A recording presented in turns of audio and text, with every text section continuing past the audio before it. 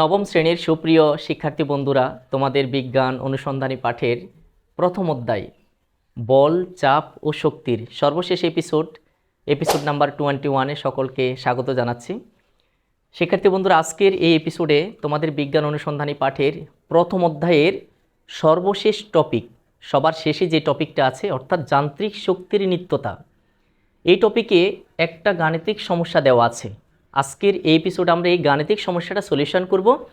এক কথায় আমরা এই গাণিতিক সমস্যার ভিতরে ঢুকে যাব, নিজেদেরকে আমরা হারিয়ে ফেলব কোথায় আছে এই প্রশ্নটা। যদি আমরা সেই বিষয়টা অ্যাড্রেসিং করি, অর্থাৎ বইয়ের পেজ নাম্বারটা মেনশন করি, তোমরা খুব সহজেই ধরতে পারবা তোমাদের বল, চাপ, শক্তির সর্বশেষ টপিক যান্ত্রিক শক্তির নিত্যতা 25 নাম্বার পৃষ্ঠায় এবং 26 নাম্বার পৃষ্ঠায় আসলে তোমরা এই গাণিতিক সমস্যাটা দেখতে পাবা।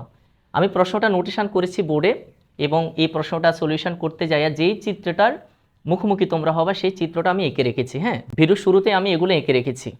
এখন অনেকের প্রশ্ন হতে পারে, হ্যাঁ, অনেকেই গুটি কয়েক, অনেকেই বললে ভুল হবে, কিছু স্টুডেন্ট হয়তো প্রশ্ন করতে পারো শুধুমাত্র একটা অঙ্ককে কেন্দ্র করে, শুধুমাত্র একটা গাণিতিক সমস্যাকে বেসিস করে আদৌ একটা ভিডিও বা একটা এপিসোড বানানোটা কতটা লজিক্যাল, এই অঙ্কটার ভিতরে এমন কি ছিল যে যেটা নিয়ে একটা ভিডিও বানাইতে হবে। যাদের এই প্রশ্নটা আছে, প্রশ্নটা করতেই পারো তোমরা, তোমাদের স্বাধীনতা আছে প্রশ্ন করার, কমেন্ট সেকশানে কমেন্ট করতে পারো। তবে তাদের এই প্রশ্নের উত্তর আমি ভিডিও শুরুতে দিব না, শুধু একটা রিকোয়েস্ট করব, সম্পূর্ণ ভিডিওটা দেখো। আদৌ কি তুমি একটা অঙ্ক করেছো নাকি 100টা অঙ্ক করেছো সেটা ভিডিও শেষে তুমি জানতে পারবা।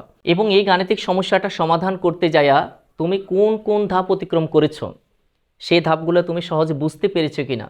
সবচেয়ে বড় ব্যাপার, এই জাতীয় কোনো গাণিতিক সমস্যা যদি ইন ফিউচার তোমার সামনে চলে আসে, সেই সমস্যাটা তুমি সমাধান করতে পারবা কিনা।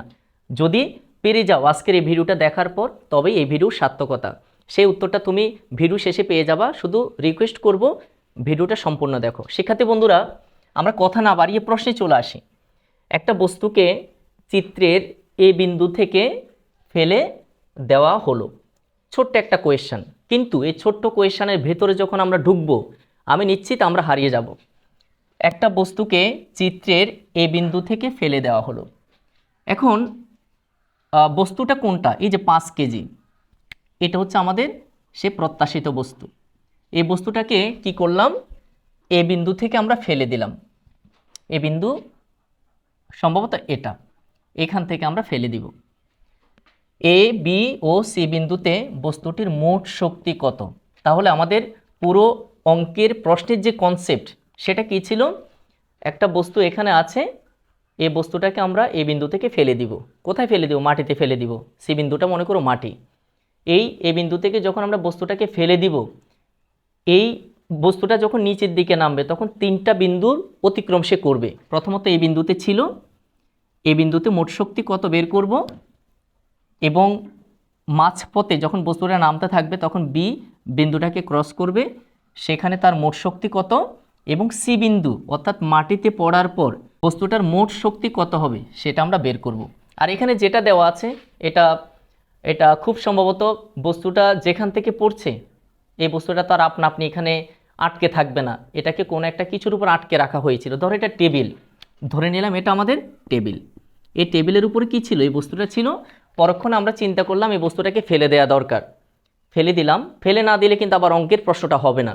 ফেলে দেওয়ার পরেই তো বস্তুটা নিচের দিকে নামতে থাকবে। এখন আমাদের কাজ হচ্ছে এ, বি ও সি বিন্দুতে বস্তুটার মোট শক্তি বের করতে হবে। হ্যাঁ, এখন এখানে আরেকটা কথা বলে রাখা ভালো, আমরা যখন গত এপিসোডে যান্ত্রিক শক্তির নিত্যতা এই সূত্রটা অ্যানালাইসিস করেছিলাম, সেখানে বলেছিলাম যখন একটা বস্তু উপর থেকে নিচে ফেলে দেওয়া হবে তখন তার ভেতরে 2টা শক্তি উৎপন্ন হয়, একটা বিভব শক্তি আর একটা হচ্ছে গতিশক্তি। এবং সেইখানে যদি বিভব শক্তি আর গতিশক্তি ছাড়া অন্য কোনো শক্তি না থাকে, আলটিমেটলি এই বিভব শক্তি এবং গতিশক্তির মোট যোগফলটা সবসময় সমান থাকবে।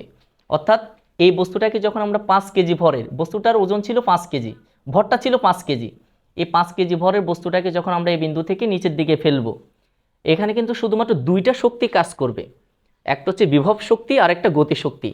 আমরা এই বিন্দুতে, বি বিন্দুতে, সি বিন্দুতে এই 2টা শক্তি আমরা বের করব এবং দেখব 3টা বিন্দুতে মোট শক্তির পরিমাণ একই কিনা। যদি এখানে এই বিষয়ে কিছু লিখে নাই, এ, বি ও সি বিন্দুতে বস্তুটির মোট শক্তি শুধু বের করতে বলছে, মোট শক্তি সমান হবে কিনা এটা আমরা এখনও জানি না, কিন্তু যান্ত্রিক শক্তির নিত্যতা যে সূত্রটা আমরা পড়েছিলাম গত এপিসোডে, সেখানে বলা ছিল প্রত্যেক বিন্দুতে হ্যাঁ মোট শক্তির পরিমাণ কিন্তু সমান হওয়ার কথা। যদিও আমরা এখনও অঙ্কটা সলিউশন করি না, অঙ্কটা করতে গেলে হয়তো আমরা এটা প্রুভ করে ফেলতে পারবো। তো প্রথমে আমরা এই বিন্দুর হিসাবটা করি। এই বিন্দুতে হ্যাঁ এই বিন্দুতে আমরা হিসাব করব। কি হিসাব করব? এ বি ও সি বিন্দুতে বস্তুটির মোট শক্তি হিসাব করব। এখন আমরা জানি এই বিন্দুতে দুইটা শক্তি থাকতে পারে, গতিশক্তি এবং বিভব শক্তি।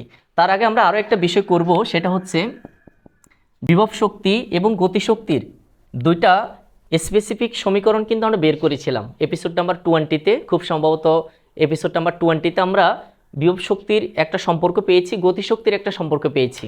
যদি আমরা ভুল না হই, বিভব শক্তি ছিল কি মনে থাকার কথা এম জি এইচ, এবং গতিশক্তি ছিল হাফ এম ভি স্কোয়ার।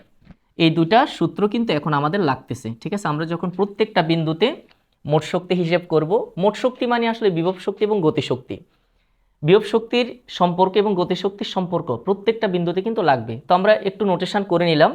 বিভব শক্তির সম্পর্কটার নাম হচ্ছে এমজিএস, গতিশক্তি যে সম্পর্ক সেটা হচ্ছে হাফ এম ভি স্কোয়ার। এখন প্রথমে আমরা এই বিন্দুর হিসেবটা করব। শুরুতে আমি প্রশ্নটা আরেকবার দেখিনি। একটি বস্তুকে চিত্রের এই বিন্দু থেকে ফেলে দেওয়া হলো, এখান থেকে ফেলে দেওয়া হলো। তো বস্তুটাকে যখন এখান থেকে ফেলে দেওয়া হবে, বস্তুটা কিন্তু উপরের দিকে যাবে না, বিজ্ঞানী নিউটনের মহাকর্ষীয় সূত্র অনুযায়ী বস্তুটা নিচের দিকে পড়তে থাকবে। এখন প্রথম কাজ হচ্ছে এই বিন্দুতে বিভব শক্তি বের করা, গতিশক্তি বের করা। এখন এই বিন্দুতে যদি আমরা বিভব শক্তিটা বের করি, প্রথম টার্গেট বিভব শক্তিটা বের করা। বিভব শক্তি জানি আমরা এম জি এইচ। এম এর মান আমরা পাশে দিয়ে মানগুলো লিখি এখানে। এম এর মান হবে বস্তুটার ভর কত? 5 কেজি। ওকে ফাইন, ভর 5 কেজি। জি এর মান সবসময় 9.8 মিটার পার সেকেন্ড স্কোয়ার। হ্যাঁ, জি এর মানটা আদর্শ মান যেটা, সেটা কখনো চেঞ্জ হবে না, 9.8 মিটার পার সেকেন্ড স্কোয়ার। এইচটা হবে তোমার কতটুকু উচ্চতায় বস্তুটা আছে, মাটি থেকে কতটুকু উচ্চতায় বস্তুটা আছে। এখন তুমি চিত্র থেকে সেটা কিন্তু আইডেন্টিফাই করতে পারবা। দেখো সরাসরি কিন্তু সি থেকে এ পর্যন্ত এতে বস্তুটা আছে, আর সিটা হচ্ছে মাটি। তো সি থেকে এ পর্যন্ত হচ্ছে বস্তুটা দূরত্ব, দূরত্ব বা উচ্চতা যেটাই বলো, উচ্চতা বলাটা বেস্ট। সি থেকে এ পর্যন্ত বস্তুটার উচ্চতা। এখন উচ্চতাটা কিন্তু ডিরেক্টলি দেওয়া নেই। এ থেকে বি পর্যন্ত 2 মিটার বললো, আর বি থেকে সি পর্যন্ত 2 মিটার বললো। তো যদি আমরা আলটিমেটলি হিসেব করি, টোটাল যে মানটা আসবে সেটা কিন্তু 4 মিটার। তো আমরা লিখব উচ্চতা 2 যোগ 2 মিটার সমান 4 মিটার। হ্যাঁ, আমরা পেয়ে যাচ্ছি সবগুলো মান। তাহলে এম এর মান হচ্ছে তোমার 5 কেজি, জি এর মান 9.8, এইচ এর মান 4। তাহলে 4 5 20, 20কে যদি আমরা 9.8 দিয়ে গুণ করি, 9.8 20, 0 0, 8 2 16, 6 হাতের 1, 9 2 18, 18 1 19, 0 6 9 1, 196 জুল। শক্তির এককটা কিন্তু জুল হবে, ঠিক আছে। তাহলে আমরা একটা হিসাব পেয়ে গেলাম যে এই বিন্দুতে বস্তুটির বিভব শক্তি হচ্ছে কত? 196 জুল। কিভাবে আমরা সম্পর্কটা জানি? এমজিএইচ পাশে লেখা আছে। এমজিএইচ, এমটা হচ্ছে বস্তুর ভর, যেটা হচ্ছে অভিকর্ষজ ত্বরণ 9.8, এইচটা হচ্ছে মাটি থেকে এই বিন্দু পর্যন্ত বস্তুটার উচ্চতা, অর্থাৎ বস্তুটা উপরে যেখানে আছে সেই বিন্দু পর্যন্ত উচ্চতা। আর এইচ এর মান আমরা দিলাম কত? 4। তাহলে 5 গুণ 9.8 গুণ 4 সমান 196। এখন এটা হচ্ছে এই 196 জুলটা হচ্ছে বিভব শক্তি। এখন এই বিন্দুতে গতিশক্তিটা কত হবে? গতিশক্তিটা আমরা একটু বের করে ফেলি। গতিশক্তির সম্পর্ক হচ্ছে হাফ এম ভি স্কোয়ার। এখন হাফ দিয়ে রাখলাম, এম এর মান হচ্ছে কত? এম এর মান হচ্ছে 5 কেজি, ভি এর মান, ভিটা হচ্ছে শেষ ব্যাগ, অত ব্যাগ বলা যায়, যেহেতু দুইটা ব্যাগ নেই এখানে। দুইটা ব্যাগ থাকলে একটাকে আমরা আদি ব্যাগ বলি, আরেকটাকে শেষ ব্যাগ বলি। হ্যাঁ, আর যখন দুইটা ব্যাগ থাকে না, শুধুমাত্র একটা ব্যাগেরই ব্যাপার, যখন আমরা একটা নির্দিষ্ট বিন্দুতে ব্যাগের কথা বলবো, সেখানে আদি ব্যাগ আর শেষ ব্যাগ থাকার প্রশ্নই ওঠে না, সেখানে একটা মাত্র ব্যাগ থাকবে। তো আমাদের এই বিন্দুতে ব্যাগ বলতে আসলে কিছু নাই। শুরুতে বস্তুটা এই বিন্দুতে কিন্তু কোনো ব্যাগ প্রাপ্ত হয়নি, তো ভি এর মান সেখানে 0 ছিল। যেহেতু এই বিন্দুতে বস্তুটা স্থির, হ্যাঁ, বস্তুটাকে আমরা ফেলে দিলাম এই বিন্দু থেকে, তো এই বিন্দু থেকে যখন নামতে থাকবে তখনই কেবল ব্যাগটা তার মধ্যে সৃষ্টি হবে, এর আগ পর্যন্ত ব্যাগটা থাকবে না, এই বিন্দুতে ব্যাগটা থাকবে না। তো সেখানে ভি এর মান 0 হবে। তো 0 যখন থাকবে তখন যদি আমরা পুরোটাকে হিসেব করি, হ্যাঁ, ডেফিনেটলি এটা 0 হয়ে যাবে। তার মানে গতিশক্তির মান হচ্ছে 0 জুল। যদি আমরা মোট শক্তিটা হিসাব করি, মোট শক্তিটা যদি হিসেব করি 196 জুল প্লাস 0 জুল সমান কত আসলে 196 জুল। এখন আমরা এ বি ও সি বিন্দুতে বস্তুটির মোট শক্তি বের করতে যাইয়া এর মোট শক্তিটা বের করলাম। সেখানে বিভব শক্তি ছিল 196 জুল আর গতিশক্তি ছিল 0 জুল। আর আমরা যদি একটু ঠান্ডা মাথায় চিন্তা করি, এই বিন্দুতে কিন্তু গতিশক্তি থাকার প্রশ্নই ওঠে না। এই বিন্দুতে বস্তুটার কোনো ব্যাগই তো ছিল না, সেখানে বস্তুটার গতিশক্তি কিভাবে থাকবে? যদি বস্তুটা স্থির অবস্থান থেকে আস্তে আস্তে নিচের দিকে নামতে থাকে, তখনই কেবল তার মধ্যে গতিশক্তিটা তৈরি হবে। তো এখানে টোটাল শক্তি পেলাম 196 জুল। তোমরা একটু মনে রাখবা, এই বিন্দুতে আমরা মোট শক্তি পেলাম কত? 196 জুল। এবার আমরা বি এর হিসাবটা করব। বি বিন্দুতে আমরা একটু এখানে লিখে রাখি, ভুলে যেতে পারি। এ সমান 196 জুল আমরা কি শক্তি পেলাম। এখন হচ্ছে বি বিন্দুতে প্রথম আমরা বিভব শক্তিটা বের করব। বিভব শক্তি, তো বিভব শক্তির সূত্র ঠিক আগের মতোই হবে, এম জি এইচ। ঠিক আছে, এবার মানগুলো দিচ্ছি। এখানে এম এর মানটা আগেরটা, এম সমান 5 কেজি। এরপরে জি এর মান 9.8 মিটার পার সেকেন্ড স্কোয়ার। এরপরে এইচ হচ্ছে উচ্চতা। তবে এখানে একটু কথা আছে, উচ্চতাটা মূলত মাটি থেকে বস্তুটা কতটুকু দূরে আছে, মাটি থেকে বস্তুটা কতটুকু উপরে আছে। তো বস্তুটা ছিল এই বিন্দু থেকে নামতে নামতে 2 মিটার ক্রস করার পরে কিন্তু বি বিন্দুতে এসছে। এখন আমরা বের করতে যাচ্ছি বি বিন্দুতে মোট শক্তি, হ্যাঁ, অথবা বি বিন্দুতে বিভব শক্তি।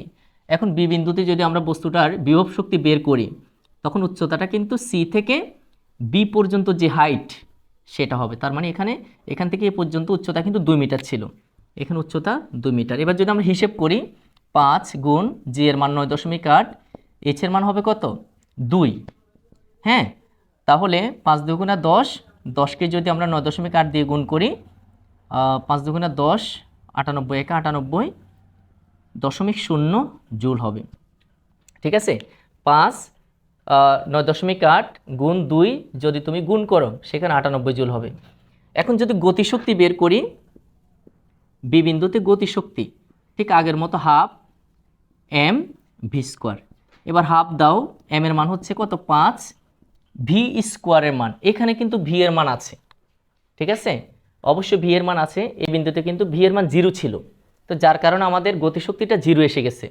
কিন্তু বি বিন্দুতে বস্তুটা যেহেতু উপরের থেকে নামতেছে, এখানে কিন্তু বস্তুটা থামে নাই এবং শেষ পর্যন্ত বস্তুটা সিতে এসে পৌঁছাবে। তো এটা যেহেতু মাঝপথে রানিং আছে, তার মানে এখানে বস্তুর একটা ব্যাগ আছে। এখন এই ব্যাগের মানটা কত হবে, ভি এর মানটা কত আমরা তো জানি না, এটা আমরা গতির সম্পর্ক দিয়ে বের করব। আমরা জানি হ্যাঁ, ভি স্কোয়ার সমান এ স্কোয়ার প্লাস 2as। তোমরা এই সম্পর্কটা নিশ্চয়ই জেনেছো, আগের এপিসোডগুলোতে এই সূত্র নিয়ে আমরা কথা বলেছি এবং যেটা পড়েছি আমরা মূলত ক্লাস 8-এ। আর গতির সমীকরণ শুধুমাত্র ক্লাস 8-এ না, ক্লাস 9-10 প্রত্যেকটা ক্লাস আসলে লাগে। 3-4টা সমীকরণ আছে, তার মধ্যে আমরা এই সমীকরণটাকে বেছে নিলাম কেন? কারণ এই সমীকরণের মাধ্যমে আমরা ভি স্কোয়ারটা বের করে নিব। তো ভি স্কোয়ার নিয়ে যখন বের করতে যাব, তখন এখানে আমাদের লাগবে কি ইউর মান। ইউটা হচ্ছে বস্তুটার আদিবেগ, বস্তুটা কিন্তু এ থেকে রওনা দিয়েছিল। ইউ এবং ভি যখন থাকবে, তখন কিন্তু সেখানে 2টি ব্যাগ হবে এবং ইউটা হবে আদিবেগ আর ভিটা হবে শেষ ব্যাগ। তো বস্তুটা যেহেতু এখান থেকে যাত্রা শুরু করেছিল, এখানে স্থির ছিল, টেবিলের উপরে ছিল, তার মানে ইউর মানটা 0 প্লাস 2as 2। আর এটাতে আমরা একটু সাবধান হব, এখানে মূলত এ হবে না। আমরা আগের এপিসোডগুলোতে তাও এই বিষয়টা ক্লিয়ার করেছি, পৃথিবীর যে কোনো ত্বরণকে আমরা এ বলতে পারি, কিন্তু যখন সেটা অভিকর্ষজ ত্বরণের পক্ষে বা বিপক্ষে হবে, অর্থাৎ কোনো একটা বস্তুকে আমরা উপর থেকে ছেড়ে দিলাম, সেখানে আর 2as দিবে না, সেখানে দিবে 2gs। অথবা একই বস্তুটাকে আমরা মনে করো পৃথিবী থেকে উপরের দিকে নিক্ষেপ করলাম, তখনও কিন্তু 2gs হবে।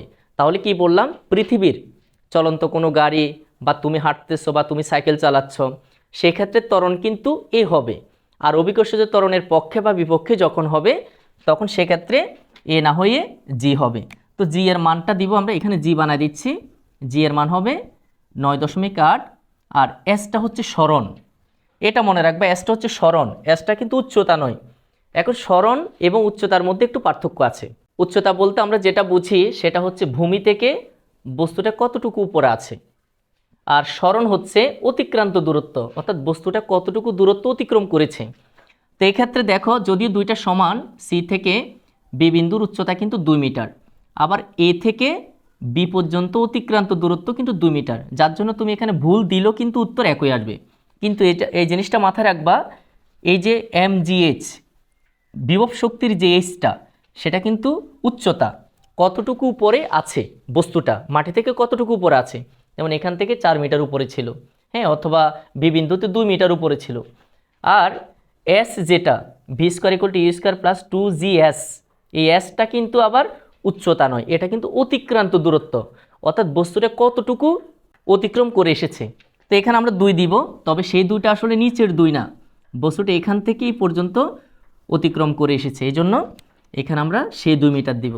তো যদি আমরা এখানে হিসেব করি, 2 দুগুণে 4, 4 আটা 32, 32-এর 2, হাতের 3, 2 দুগুণে 4, 4 নং 36, 36 আর হাতের 3-এ 39, 39.2 জুল। হ্যাঁ, এটা হচ্ছে কিসের মান? ভি স্কোয়ারের মান। এবার যদি আমরা এখানে সেই ভি স্কোয়ারের মানটা বসাই দিই, 39.2 জুল লিখতে পারো পিছনে। এবার যদি আমরা সবগুলোকে হিসেব করি, হ্যাঁ, 5কে যদি 2 দিয়ে ভাগ করো এবং 39.2 দিয়ে গুণ করো, সবটা যখন হিসেব করবা তখন কিন্তু এখানে কত আসবে? 98 জুল আসবে। হ্যাঁ, আমি হিসাবটা দেখাচ্ছি না, এই হিসাবটা করলে কিন্তু 5কে 2 দ্বারা ভাগ করলে 2.5 আসবে, 2.5কে যদি তুমি 39.2 দিয়ে গুণ করো, আলটিমেটলি এটা 98 জুল আসবে। এখন আমাদের মোট শক্তি কত হবে? মোট শক্তি হবে, বি বিন্দুতে মোট শক্তি হবে 98 জুল প্লাস 98 জুল, দুটাকে যোগ করলে 196 জুল হবে। তাহলে আমরা বি বিন্দুতে মোট শক্তি পেলাম কত? এখানে লিখে রাখছি 196 জুল, একটু মনে রাখবা। হ্যাঁ, তাহলে বি বিন্দুতে আমরা কি কাজ করলাম? বিভব শক্তি বের করলাম, এমজিএইচ, এমটা ভর, জিটা 9.8, আর এইচের মান হচ্ছে কত? 2, এসটা হচ্ছে উচ্চতা, এসটা কিন্তু উচ্চতা, হ্যাঁ মনে রাখবা, অর্থাৎ মাটি থেকে কতটুকু উপরে আছে। এরপরে গতিশক্তির সূত্র দিলাম, half M V square, half M সমান 5 কেজি ছিল, আর ভি স্কোয়ারটা তোমাকে রেডি করে নিতে হবে। যদিও আমি পাশে করেছি, যদি চাও পাশে না করে তুমি অঙ্কের ভিতরে কিন্তু এই কাজটা করতে পারো, অর্থাৎ বিভব শক্তিটা বের করার পরে আমরা জানি লিখে ভি স্কোয়ার সমান সূত্রটা দিবা, এরপরে এই মানটা বের হবে, তারপর এটা বের হওয়ার পরে সুতরাং গতিশক্তি সমান এই সূত্রটা লিখবা, ভি স্কোয়ারের মানটা তখন বসায় দেবা। হ্যাঁ, এভাবেও তুমি হিসাব করে বের করতে পারো। তো যেভাবে করো, গতিশক্তির মান কিন্তু 98 জুল আসবে, এবং বি বিন্দুতে আমরা মোট শক্তি কত পাবো সেটা বিভব শক্তি এবং গতিশক্তিকে যোগ করলে কিন্তু আমরা পেয়ে যাবো 98 যোগ 98 সমান 196 জুল, যেখানে 196 জুলটা আমি নোটেশন করলাম। এবার কাজ হচ্ছে আমাদের সি বিন্দুতে মোট শক্তির পরিমাণটা বের করে নেওয়া। আশা করি সি বিন্দুতেও তোমাদের একই উত্তর কিন্তু আসবে, 196 জুল। তারপর আমরা হাতে কলমে একটু করে দেখি। সি বিন্দুতে প্রথম আমরা কি বের করব? বিভব শক্তি। বিভব শক্তি, তাও সূত্র হচ্ছে এম জি এইচ। আসো, এম সমান 5 কেজি, যেহেতু এম সমান আমরা বারবার লিখতে হচ্ছে, তোমরা না চাইলেও পারো। এম সমান 5 কেজি যেহেতু ফার্স্ট টাইম তুমি লিখে ফেলেছো, এই কথাটা বারবার না লিখলেও তোমার কোনো অসুবিধা হবে না, বরং আরও ভালো হবে একই কথাকে বারবার রিপিট না করা। তারপর আমি অঙ্কের সুবিধাটা আমি লিখছি জি সমান, তাও আমরা বারবার ইউজ করছি, তোমরা বারবার লেখার কোনো দরকার নেই। এইচটা আসো, সি বিন্দুতে বস্তুটা কতটুকু উপর আছে, সি বিন্দু কিন্তু এটা, অর্থাৎ একবার মাটির সাথে লাগানো। তো যেহেতু মাটির সাথে লাগানো, 5 কেজি ভরের বস্তুটা মাটির সাথে লাগানো, তো সেক্ষেত্রে কোনো উচ্চতা কিন্তু নেই, তো উচ্চতা কিন্তু এক্ষেত্রে 0 হবে, 0 মিটার। হ্যাঁ, আমি কিন্তু বারবার বলছি বিভব শক্তির যেই এমজিএইচ আছে সেই এইচটা কিন্তু উচ্চতা, হাইট, কতটুকু উপরে বস্তুটা আছে। তো বস্তুটা যেহেতু এ থেকে নিচে পড়ে গিয়েছে এবং সি বিন্দুতে চলে এসছে, তো এক্ষেত্রে কিন্তু কোনো উচ্চতা থাকার কথা নয়, তো উচ্চতাটা কিন্তু 0 মিটার হবে। এখন যদি আমরা হিসেব করি, 5, জি এর মান 9.8 গুণ এইচ এর মান 0 দাও, হ্যাঁ, টোটাল মানটা কিন্তু 0 জুল হয়ে যাবে। হ্যাঁ, তাহলে সি বিন্দুতে বিভব শক্তি কিন্তু আর নেই, সি বিন্দুতে বিভব শক্তি কিন্তু 0, আবার এ বিন্দুতে কিন্তু গতিশক্তি 0 ছিল। এবার আমরা এখানে বের করব সি বিন্দুতে গতিশক্তি। সি বিন্দুতে গতিশক্তি সূত্রটা হচ্ছে তোমার half M V square half M এর মান হচ্ছে তোমার 5 কেজি গুণ ভি স্কোয়ার, এখানে ভি স্কোয়ারটা বের করতে হবে। হ্যাঁ, তো ভি স্কোয়ারটা বের করলে আবার গতির সম্পর্কটা দাও, V square equal to U square plus 2 A S দিব না, জি এস দিব। হ্যাঁ, ইউর মান কত? ইউর মানটা আগের মতোই হবে, যেহেতু বস্তুটা এ বিন্দু থেকে যাত্রা শুরু করেছিল।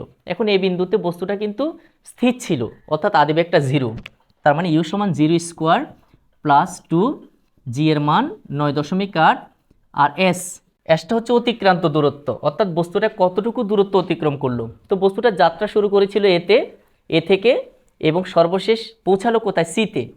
এই পথটা হচ্ছে তার অতিক্রান্ত দূরত্ব। তো যদিও আমরা জানি সেই মানটা কত, 2 মিটার, 2 মিটার সমান কত? 4 মিটার।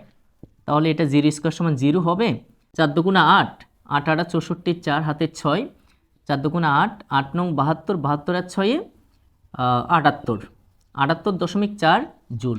হ্যাঁ, এবার আমরা যদি 0-র সাথে যোগ করি 78.4 জুল আসবে। ঠিক আছে, এটা হচ্ছে ভি স্কোয়ারের মান। এবার ভি স্কোয়ার মানটা যদি আমরা এখানে বসাই 78.4 জুল, এবার যদি আমরা আলটিমেটলি সবটা হিসাব করি, হ্যাঁ, 5কে 2 দিয়ে ভাগ করলে কত? 2.5 আসে। 2.5কে যদি তুমি 78.4 দ্বারা গুণ করে দাও, হ্যাঁ, সব মিলিয়ে খুব সম্ভবত, যদি আমি ভুল না হয়, 196 জুল এসে যাবে। যদিও তোমরা হিসেব করে বসাও, আমার থেকে মনে হচ্ছে এ এবং বি বিন্দুতে যেহেতু 196 জুল করে চলে এসছে, এই রেজাল্টটা ভিন্ন কোনো উত্তর আসবে না, এটাও কিন্তু 196 জুল আসবে। এবার এখানে সি বিন্দুতে মোট শক্তিটা কত হবে? মোট শক্তি হবে, হ্যাঁ, গতিশক্তি এবং বিভব শক্তি যোগ দিতে হবে প্রত্যেকবার। 0 প্লাস 196 জুল এবং যোগ করলে হবে 196 জুল। তোমরা দেখো, এ বিন্দু, বি বিন্দু, সি বিন্দু, প্রত্যেকটা বিন্দুর বস্তুটার মোট শক্তিটা কিন্তু আমরা বের করে ফেলেছি, এবং প্রত্যেকবার কিন্তু 196 জুল এসছে।